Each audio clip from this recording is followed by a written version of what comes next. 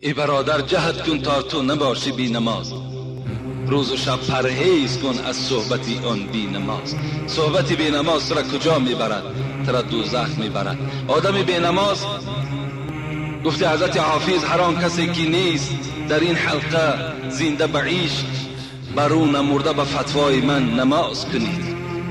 آدمی که در دنیا نماز نمیخواند، حضرت گفتن من فتوای را، من مفتی بی نمازا ما هستم، گفت من فتوا میبرارم که نامرده با وی جنازه کنید که وی در قطار مرده ها هست. وی آدم هلاک شدگی است. با آدم هلاک شدگی چگونه همنشین شوید؟ چگونه رفیقی کنیم؟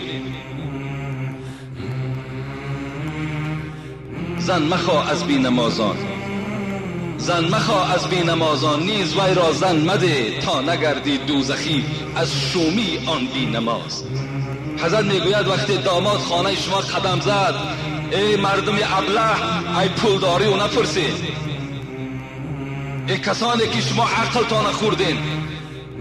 رسول اکرم چی میگوید؟ برای ما و شما چی یک مدرسی بهترین داریم، چی معلم خوب داریم که از همه وضعیت ما و شما را بیرون میکند. افسوس معلم نشناختیم، معلم درس نمیگیریم.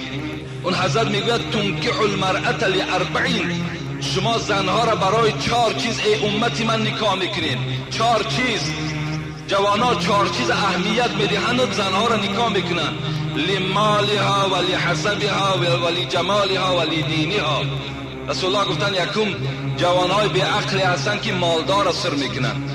کجا یک مالدار است برای آنی که از مال او استفاده کنم، برای مالدار بدنش رفته او را نکاح کرده میگیرن.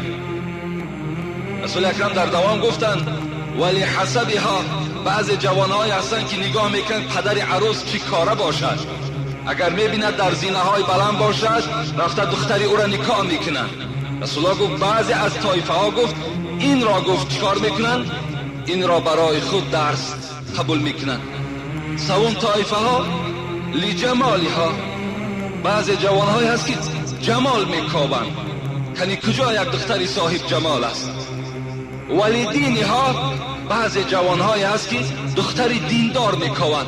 رسول الله گفت که من معلم شما هستم و من سرور شما هستم، فعلیک بذات دین قریبت یداک، دیندار بگیر دستی تو بالا می شود، خانه تو با برکات می شود وقتی اگر تو آدم دیندار بگیری.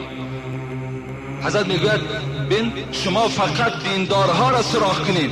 وقتی همون جوانی که خانه شما داماد می شود پرسان کنید نماز میخوانی یا نمیخوانی. از نماز از وقت پرسان کن. النکاح ریق فلینظر احدکم من یضع این یضع کریمته. رسول الله میگوید که نکاح ریق است. نظر کنید که این میوه دل خودتان در دست کی میدهید؟ در کی داده ایستاده اید؟ نظر کنید به اولاد همون شخص، به اولاد همون بچه نظر کنید، به همون جوان نظر کنید که این دختر در دست کی داده ایستاده اید. حتی رسول الله گفتن من تزوج کریمته من فاسق فقط قطع رحیمها. کسی که اگر دخترش در یک آدم فاسق میدهد، کسی که اگر دخترش در یک آدم بینماز میدهد، همچنان است که بین فرزندی و پدری را بریدگی باشد. زن مخواه از بینمازان، نیز بیواز زن نده تا نگردی دوزخی از شومی آن بینماز. این است توصیه معلم ما و شما. این است خاص حضرت شاعر که من برای شما این گونه تحلیلش کنم.